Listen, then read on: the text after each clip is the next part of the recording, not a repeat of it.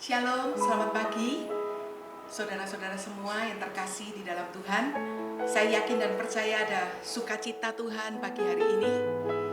Mari kita menaikkan ucapan syukur di dalam segala hal yang terjadi di hidup kita. Sebab kita tahu kita punya Tuhan yang baik. Sama-sama kita siapkan hati untuk kita menghampiri Tuhan pagi hari ini. Terima kasih Tuhan. Kami angkat ucapan syukur kami Tuhan atas semua kebaikan-Mu, semua penyertaan-Mu, dan kesetiaan-Mu dalam hidup kami. Sampai hari ini kami ada, itu semua karena anugerah-Mu Tuhan.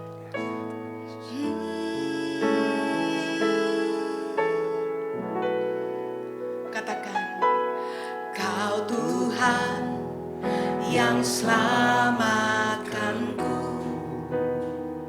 Terima kasih Yesus. Kau Tuhan yang pulihkanku. Terima kasih.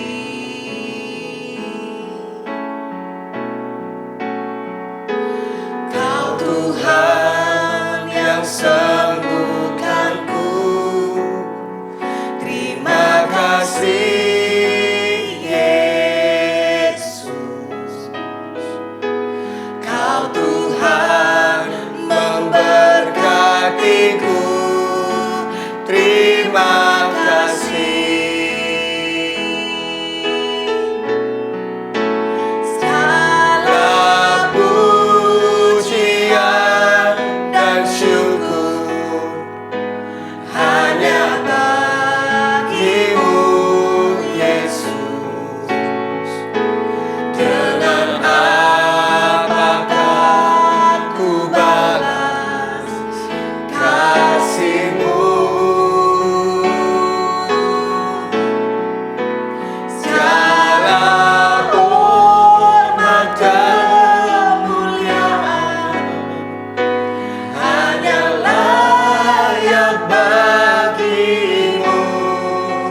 Ku sembah Yesus seumur hidupku. Terima kasih Tuhan. Kau Tuhan yang selamatkanku. Terima kasih Yesus. Kau Tuhan yang pulihkanku. Terima kasih.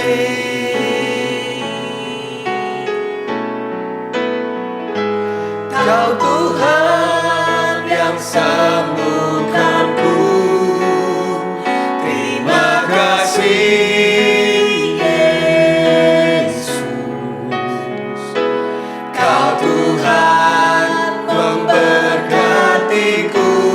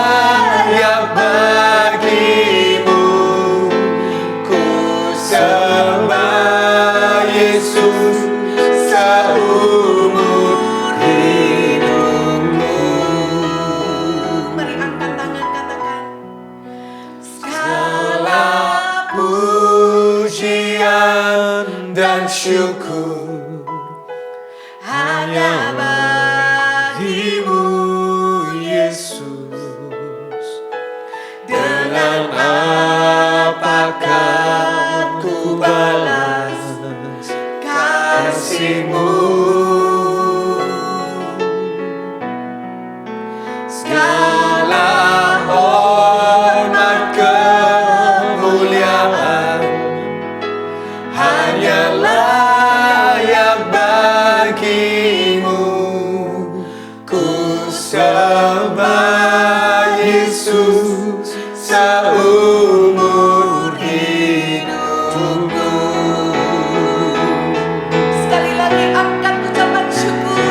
Segala pujian dan syukur hanya bagimu, Yesus.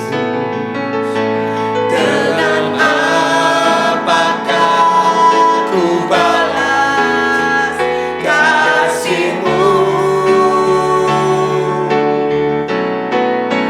Segala hormat kemuliaan hanya layak bagimu. Ku sembah Yesus seumur hidupku. Ku sembah.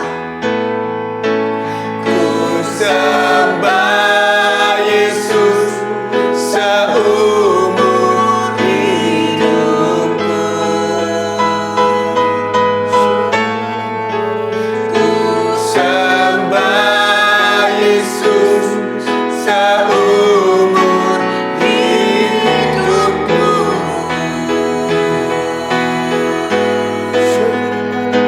Engkau sungguh baik Tuhan. Mari naikkan ucapan syukurmu. Nyatakan bahwa Dia Allah yang baik, Allah yang tak pernah meninggalkan kita. Dia Immanuel. Ini ucapan syukur kami Tuhan.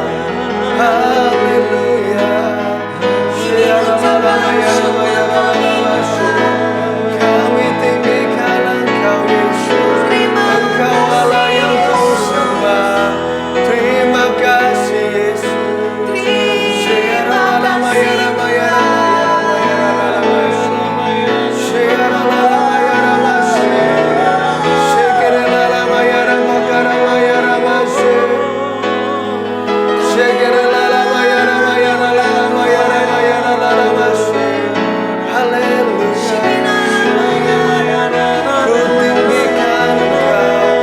Terima kasih Yesus. Segala pujian.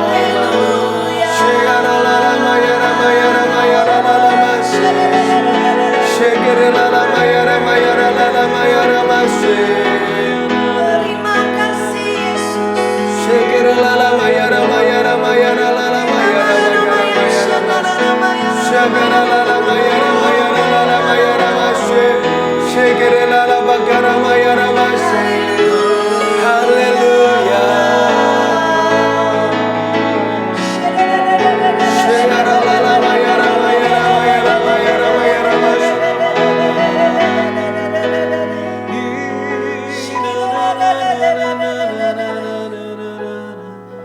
Kami yakin Tuhan, ketika kami ada di hadirat-Mu, kami merasakan ketenangan. Amin. Yes. Kami merasakan damai sejahtera.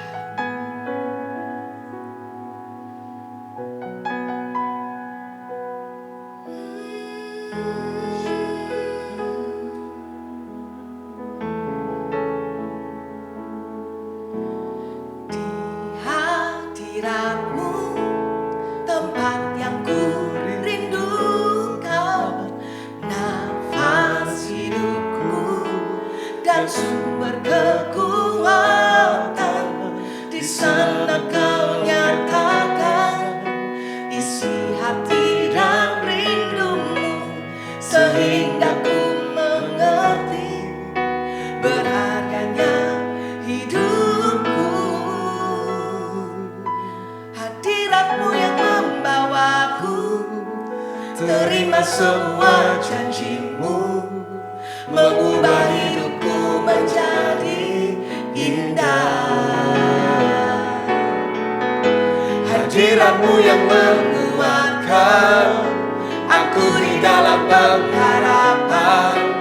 Yesus, selamanya, hiduplah dalamku. Hadiratmu, tempat yang kurindukan, nafas hidupku dan sumber kekuatan.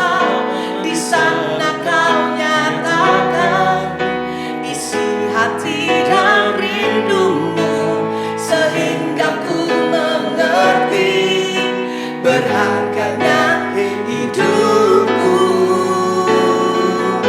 Hadiratmu yang membawaku, terima semua janjimu, mengubah hidupku menjadi indah.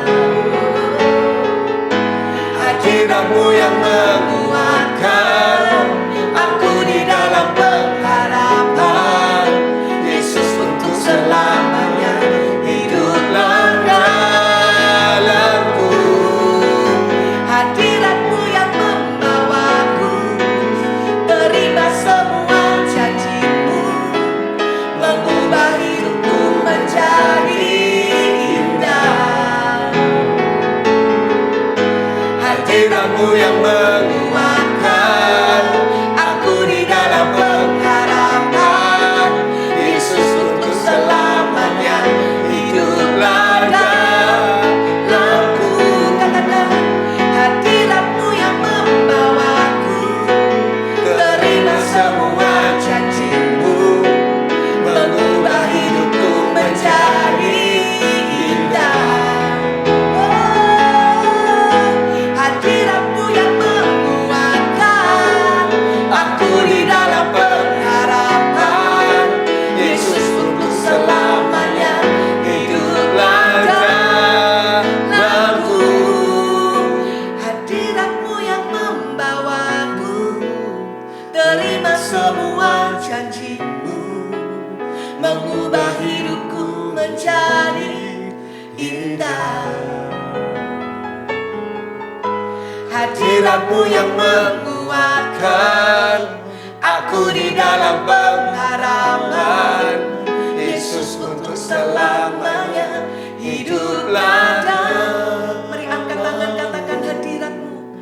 Hadiratmu yang membawaku, terima semua janjimu, mengubah hidupku menjadi indah. Hadiratmu yang menguatkan aku di dalam pengharapan, Yesus untuk selamanya, hiduplah dalamku. Hadiratmu yang membawaku, terima semua janjimu, mengubah hidupku menjadi indah. Hadiratmu Tuhan, hadiratmu yang menguatkan aku di dalam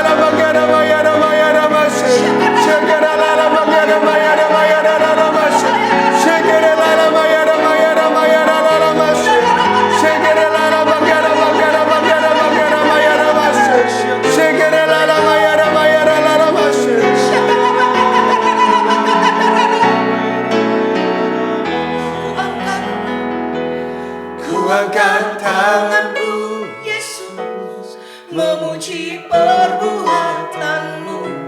Sungguh tiada terukur kasih setiamu dalam naungan sayapmu. Ku mau terus menyembahmu, kasihmu terukir di lubuk hatiku. Sekali lagi, ku angkat tanganku, Yesus, memuji perbuatanmu. Sungguh tiada terukur kasih setiamu dalam naungan sayapmu. Ku mau terus menyembahmu, kasihmu terukir di lubuk hatiku. Kasihmu terukir di lubuk hatiku. Kasihmu terukir di lubuk hatiku. Tuhan, terima kasih Tuhan. Pagi hari ini Tuhan kami boleh merasakan kasih-Mu. Amin. Kami tahu Tuhan bahwa Engkau ada hari ini, pagi hari ini. Engkau mengerti, Engkau tahu setiap pergumulan kami. Ya. Kami cuma bisa berkata terima kasih Tuhan atas kasih-Mu. Mungkin hanya itu yang bisa kami ucapkan. Kami mengucap syukur, terima kasih Tuhan atas kasih-Mu. Ya. Sepanjang hari, sepanjang dimana kami sampai hari ini sampai ada. Thank you Tuhan, terima kasih. Dan juga bentar lagi Tuhan, hamba-Mu akan menyampaikan setiap benih firman-Mu. Dan Kau Roh Kudus yang berbicara, mengurapi hamba-Mu. Berikan setiap kami semua para jemaat yang mendengarkan, berikan telinga dan hati seorang anak untuk boleh mengerti apa yang Kau ingin sampaikan Tuhan. Thank you Tuhan, terima kasih sekali lagi atas hadirat-Mu. Thank you di dalam nama Yesus. Haleluya, amin. Amin. Shalom semuanya. Shalom. Saya percaya bahwa pagi hari ini kalian merasakan hadirat Allah. Jujur, saya merasakan hadirat Tuhan, saya dijamah, saya menangis pagi hari ini. Saya tahu bahwa kasih Tuhan itu begitu indah. Ya. Kasih Tuhan itu begitu besar, sungguh mengasihi kita. Pernah ya, suatu hari saya itu berkata kepada anak saya bilang begini, Royce, tahu nggak? Meskipun kamu nggak pernah nurut dengan papa kadang-kadang, atau mungkin sometimes kamu marahin papa, atau mungkin kamu nggak melakukan apa yang papa mauin, tapi ingat bahwa kasihnya papa itu nggak akan pernah berubah. Ketika waktu saya berbicara seperti itu, anak saya meneteskan air matanya, dan dia langsung datang ke saya, dia langsung hak, dan saya hak dia. Pagi hari ini aku pengen sampaikan bahwa Yesus mengasihi kalian. Yesus mengasihi kalian. Mari kita sama-sama buka di Lukas pasal 5 ayat 1 sampai 11. Hari ini khotbah tema saya yaitu jangan menyerah. Saya bacakan ya. Perikopnya yaitu penjala ikan menjadi penjala manusia. Petrus diubahkan oleh Tuhan melalui sebuah perjumpaan pribadi ketika dia berada di dalam sebuah kapal. Saya bacakan ayat 1. Pada suatu kali Yesus berdiri di pantai Danau Genesaret, sedang orang banyak mengerumuni dia hendak mendengarkan firman Allah. Ia melihat dua perahu di tepi pantai. Nelayan-nelayannya telah turun dan sedang membasuh jalannya. Ia naik ke dalam salah satu perahu itu, yaitu perahu Simon, dan menyuruh dia menolak perahunya sedikit jauh dari pantai. Lalu ia duduk dan mengajar orang banyak dari atas perahu. Yang keempat, setelah selesai berbicara, ia berkata kepada Simon, bertolak ke tempat yang dalam dan tebarkan jalamu untuk menangkap ikan. Tahu nggak bahwa di Injil Lukas ini sangat berbeda. Kalau kita membaca di Matius maupun Markus, Tuhan itu berbicara banyak kepada mereka. Tuhan langsung mengajak, mari ikutlah aku. Tetapi di Lukas ini, itu sangat berbeda. Ada sebuah pembicaraan atau conversation antara Yesus dengan Petrus. Bahkan tahu nggak? Ketika waktu saya membaca ini, saya percaya kok. Petrus itu nggak sendirian. Pasti ada Andreas, saudaranya. Dan juga beberapa orang yang ada di tempat itu. Tapi tahu nggak, kenapa ya? Yesus itu cuman berkata kepada Petrus. Sadar atau enggak? Ketika waktu saya membaca ini, saya menyadari bahwa Yesus ingin menyampaikan sesuatu kepada Petrus. Dia berbicara di ayat 4.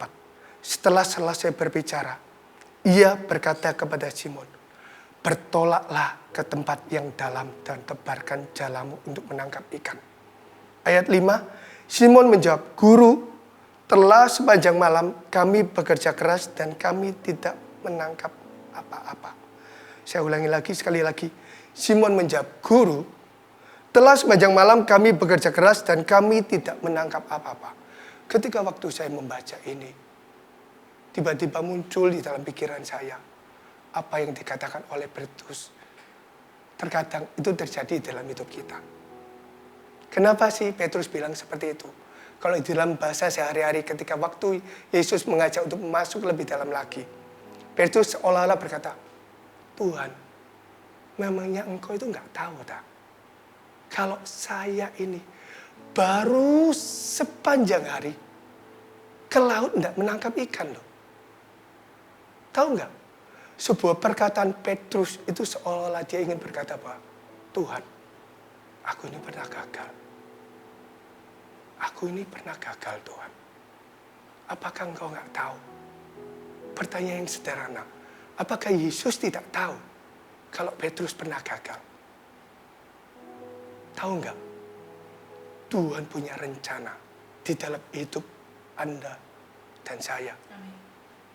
Di dalam hidup kita semua. Saudara dan saudari hari ini. Mungkin kita mengalami sebuah kegagalan seperti Petrus. Dia sudah sepanjang hari menangkap ikan. Mungkin dia sudah memakai perahu yang terbaik. Dia memakai jala yang terbaik. Mungkin dia memakai segala perlengkapan yang terbaik. Tetapi apa yang terjadi ketika waktu dia kembali? Dia gagal. Dia mendapatkan ikan. Tapi ingat satu hal yang kalian harus percaya. Tuhan tahu. Tuhan datang di Danau Genesaret hanya karena Petrus. Dia tahu kegagalan Petrus. Tuhan mau mengubah kegagalan Petrus untuk menjadi orang yang mungkin dulu gagal, menjadi seorang pahlawan. Selanjutnya, tetapi karena engkau menyuruh, aku akan menabarkan jala juga. Suatu hari, ketika waktu anak saya bermain game, ya, ketika waktu dia bermain game, dia sering kalah, dan akhirnya dia bilang gini, Papa, tolong mainin gamenya Royce dong. Karena Royce kalah terus. Royce lose trophy. Tolong mainin. Ketika waktu dia berbicara seperti itu, saya bilang begini, Royce, kamu harus berani untuk mencoba lagi. Jangan takut gagal. Royce harus berani. Papa percaya kok. Kalau Royce itu pasti bisa. Dia bilang gini, Royce ini stres Papa. Royce ini kalah terus. Gak bisa apa-apa. Royce kalah.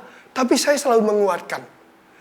Selama 2 minggu, setiap malam ketika waktu kita semua mau berdoa, saat itu mau tidur, saya selalu memasukkan sebuah kata-kata begini. Royce, gagal itu gak apa-apa.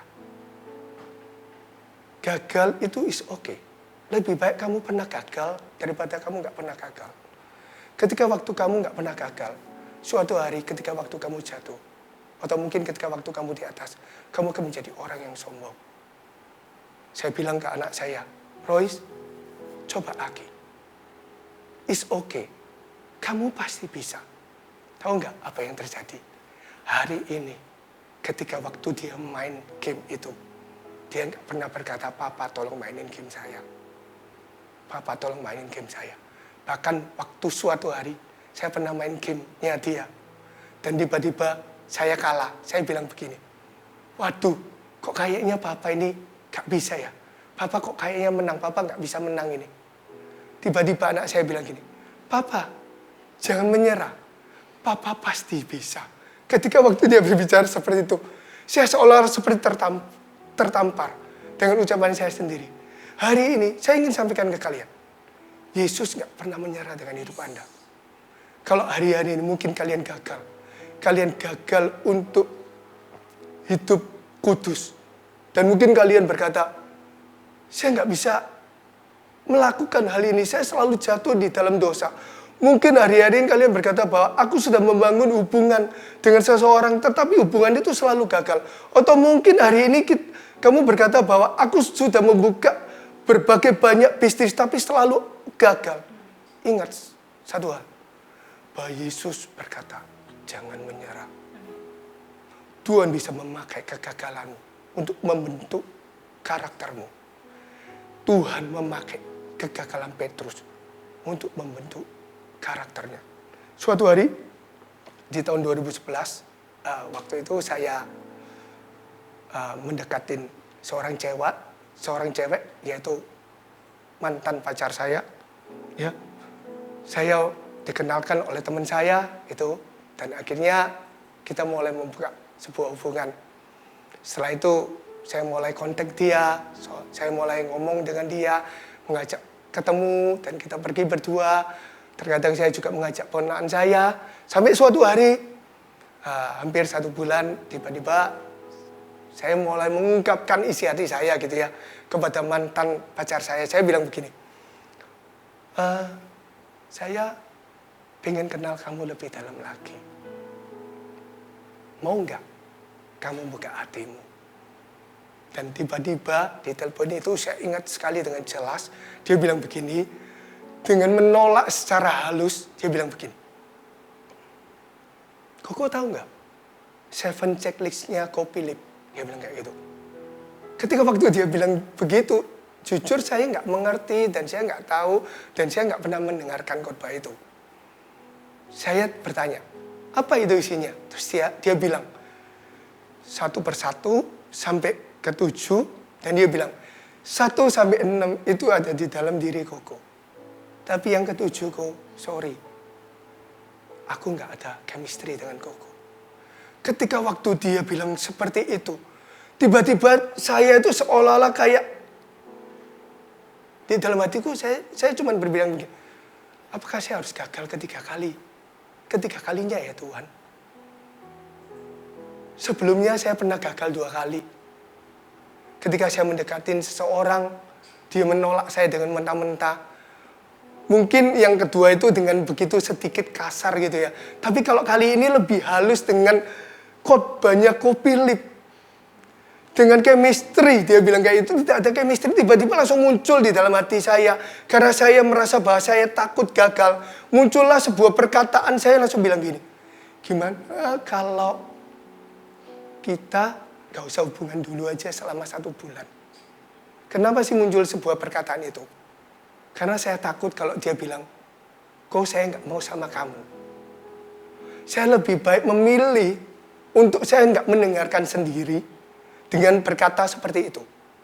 Singkat cerita, akhirnya saya dengan dia mulai untuk tidak kontak selama 1 bulan. Tidak WA, tidak telepon. Ya, oh waktu itu masih BBM ya, belum ada WA. Jadi nggak BBM, nggak teleponan gitu ya. Tapi suatu hari akhirnya di dalam selama 1 bulan saya puasa, saya pergi ke Israel di tahun 2011.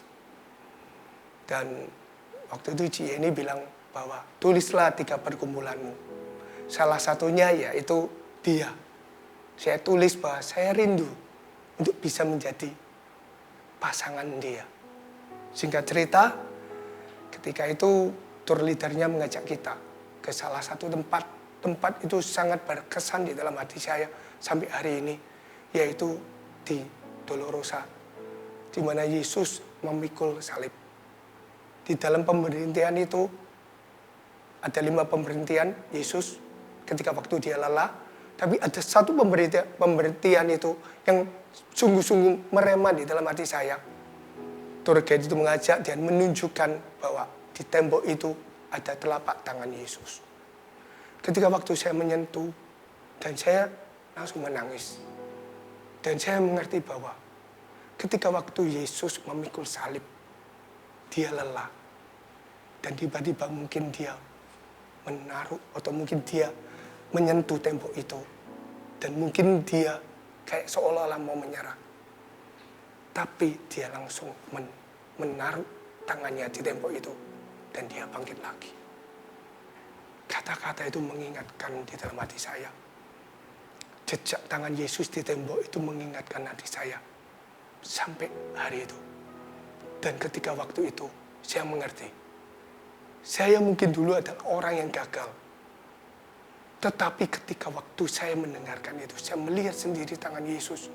Saya tahu bahwa saya nggak boleh menyerah. Apapun keputusan itu, meskipun dia menolak atau tidak, saya nggak boleh menyerah. Singkat cerita, setelah selesai kita berpuasa selama 1 bulan nggak bertemu, dan akhirnya puji Tuhan, dia menerima saya sebagai pacarnya. Dan sampai hari ini, dia menjadi istri saya. Saya percaya bahwa Yesus itu rindu untuk melihat kalian tidak menyerah di dalam sebuah keadaan. Selanjutnya ayat ke-6. Dan setelah mereka melakukan, mereka menangkap sejumlah besar ikan sehingga jalan mereka mulai koyak. Lalu mereka memberi isyarat kepada teman-temannya di perahu yang lain supaya mereka datang membantu, dan mereka itu datang. Lalu mereka bersama-sama mengisi kedua perahu itu dengan ikan hingga hampir tenggelam. 8. Ketika Simon Petrus melihat hal itu, ia pun tersungkur di tempat Yesus dan berkata, Tuhan, pergilah daripadaku karena aku ini seorang berdosa. 9.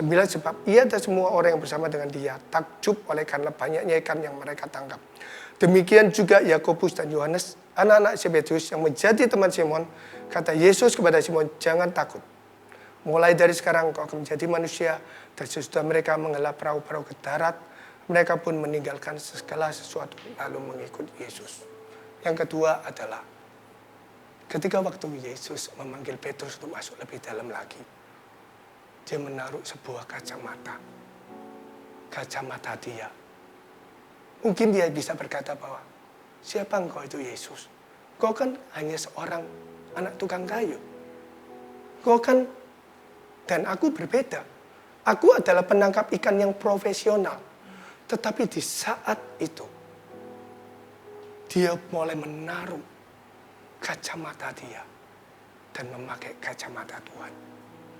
Hari-hari ini, kalau mungkin kalian mengalami sebuah masalah, seolah-olah masalah itu belum selesai. Izinkan aku berkata, taruh kacamatamu, pakai kacamata Tuhan.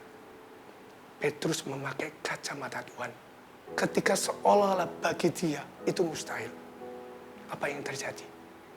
Dia membawa satu perahu bersama dengan Yesus. Dan yang terjadi, dia membawa teman-temannya yang lainnya untuk mendapat ikan yang besar, yaitu 2 perahu. Saya ingin sharing, bulan 3 di tahun ini, tiba-tiba saya mengalami radang di kaki saya. Selama 1 bulan, saya sudah ke dokter, terus saya sudah sampai terapi juga. Di terapi itu tiba-tiba tukang terapi itu bilang begini, Pak, kayaknya Bapak itu mengalami bunion. Bunion itu adalah di kaki, kalau kaki jempol gitu ya, muncul yang namanya tulang. Dan nanti itu ada 5 stage. Yang stage yang pertama mungkin jempolnya sedikit kiri, kedua nanti sedikit ke kanan, dan yang terakhir akan menutup seperti ini. Dia bilang begini, Bapak harus pakai alat bantu waktu itu. Dan akhirnya ketika waktu orang itu bilang seperti itu, jujur di dalam hati saya lelah, saya takut. Muncul di dalam pikiran saya cuma satu begini, Tuhan, saya sudah ke dokter, saya sudah terapi, tapi kok nggak kunjung sembuh ya? Bayangkan kalau nanti gereja sudah onsite, terus CG juga sudah onsite, kalau saya ke CG gimana? Kan nggak mungkin bisa gitu. Dengan kaki saya yang seperti itu, saya jalan aja kalau datar itu sakit banget. Jadi saya harus miring, dan miring pun itu sakit banget. Tapi tiba-tiba Tuhan mengingatkan saya dengan peristiwa Petrus. Petrus menaruh kacamata dia. Sebuah kemustahilan bagi manusia. Tapi itu tidak mustahil bagi Tuhan.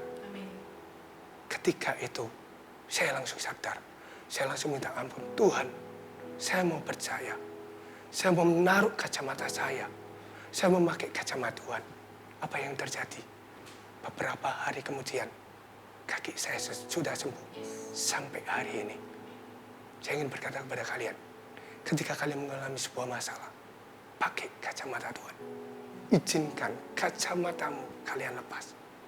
Dan pakai kacamata Tuhan. Izin, saya undang untuk kita menyanyikan satu lagu.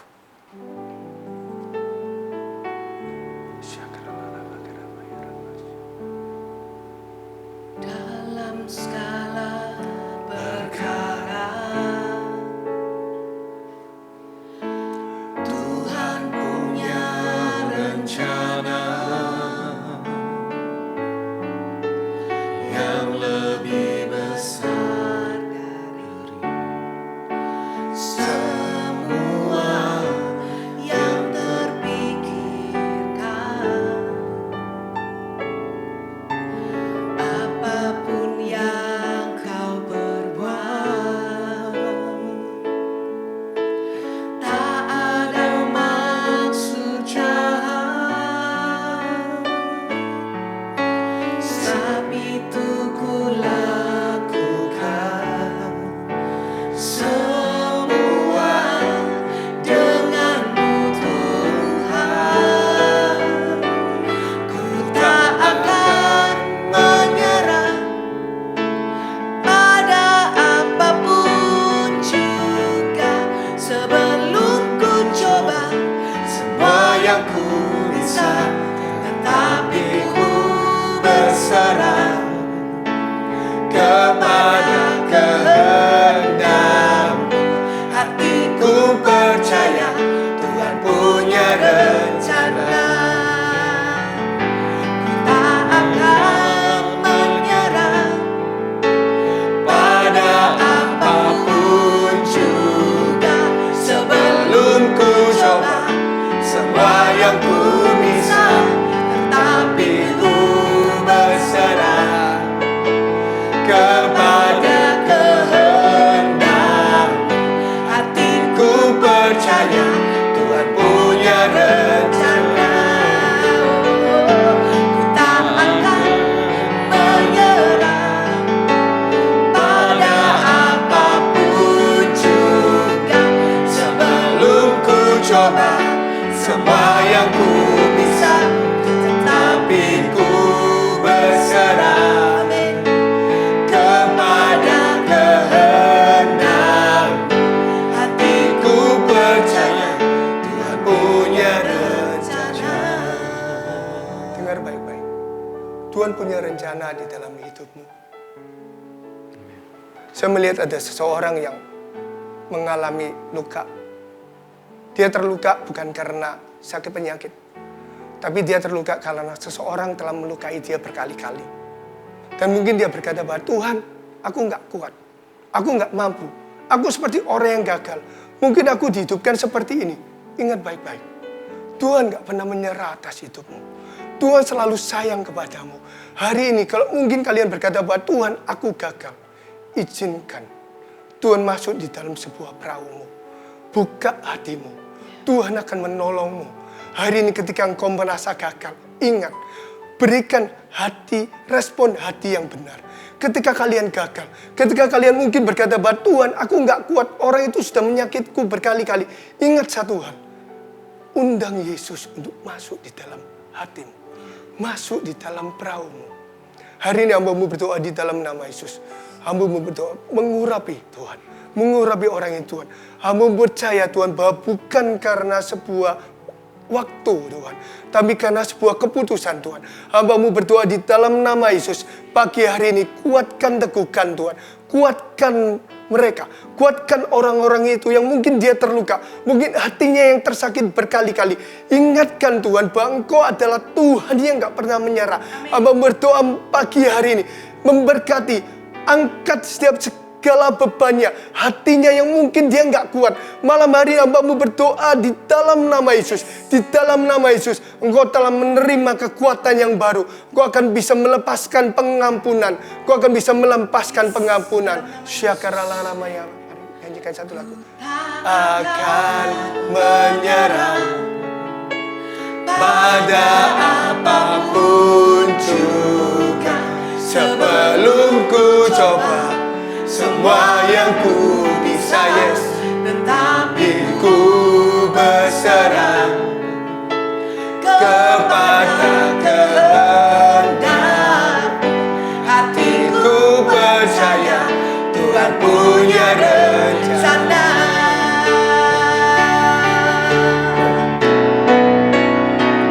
Ku tak akan menyerah pada apapun juga, sebelum ku coba semua yang ku bisa, tetapi ku berserah kepada kehendak-Mu. Hatiku percaya Tuhan punya rencana. Hatiku percaya Tuhan punya rencana. Hatiku percaya Tuhan punya rencana. Syakaralalamayaramaya-ramase. Mari sembah Dia. Syakaralalamayaramaya-ramase. Kami percaya Engkau, rencana-Mu indah, pakai setiap kami Yesus. Syakaralalamayaramaya-ramaya-ramaya-ramaya-ramaya-ramaya-ramase. Syakaralalamayaramaya-ramaya-ramaya-ramaya-ramase. Syakaralalamayaramaya-ramaya-ramaya-ramaya-ramaya-ramase. Syakaralalamayaramaya-ramaya-ramaya-ramaya-ramase. Syakaralalamayaramaya-ramase. Syakaralalamayaramaya-ramaya-ramaya-ramaya-ramase. Syakaralalamayaramaya-ramaya-ramaya-ramase. Haleluya.